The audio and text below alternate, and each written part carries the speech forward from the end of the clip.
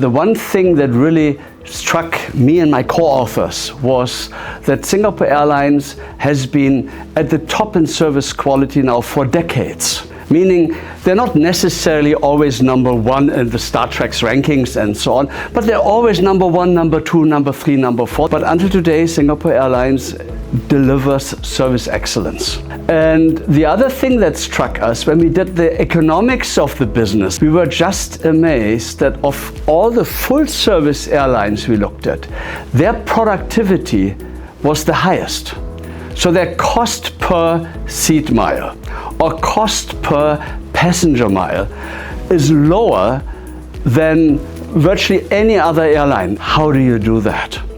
And Singapore Airlines has a number of delivery mechanisms of how to do that. And one of them we call dual culture. So Singapore Airlines almost has something we call it's almost like schizophrenic, meaning anything that touches the customer has to ooze Singapore Airlines quality. So anything visible to the customer has to be right. But then anything not seen by the customer, all the back office operations, all the shared services and so on, is all about cut cost, cut cost, cut cost. So anything that doesn't add to the value to the customer is being cut. And that's just amazing how Singapore Airlines manages to deliver a dual culture. And of course, for me, there may be two mechanisms on how Singapore Airlines achieved this. One is really the incentive system. So Singapore Airlines has a same bonus for almost everyone in the company. And that means that everyone is in the same boat, and the bonus is basically a hardwired computation based on profitability of the airline. You get your 12 months salary, and on top of that you can get 6 months, 7 months bonus on, so that's quite outstanding.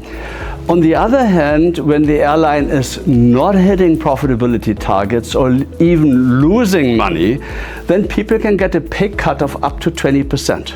And that means your take-home pay can be either 80% of your standard salary, or it could be 150% of your salary or more.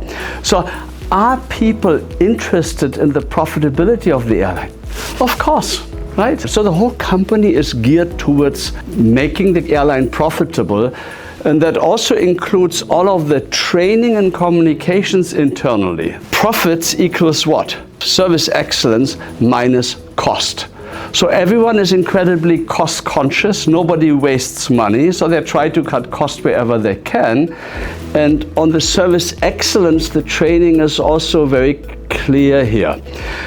If you ask me who is the top customer target segment of Singapore Airlines, I always have tongue-in-cheek here. I say, look, Singapore Airlines is the airline for people who don't pay for their own tickets, or for people who have so much money that it doesn't matter how much a ticket costs. And that means, how do you become the preferred airline for this segment? I mean, it's very obvious. You have to deliver service excellence. So service excellence means better mix of business, means higher revenue per seat mile. The cost consciousness means I cut the cost per seat mile, and the differential is my profits. And to me, Singapore Airlines is one of the best companies to study on how to do that, and it has been a joy learning from them.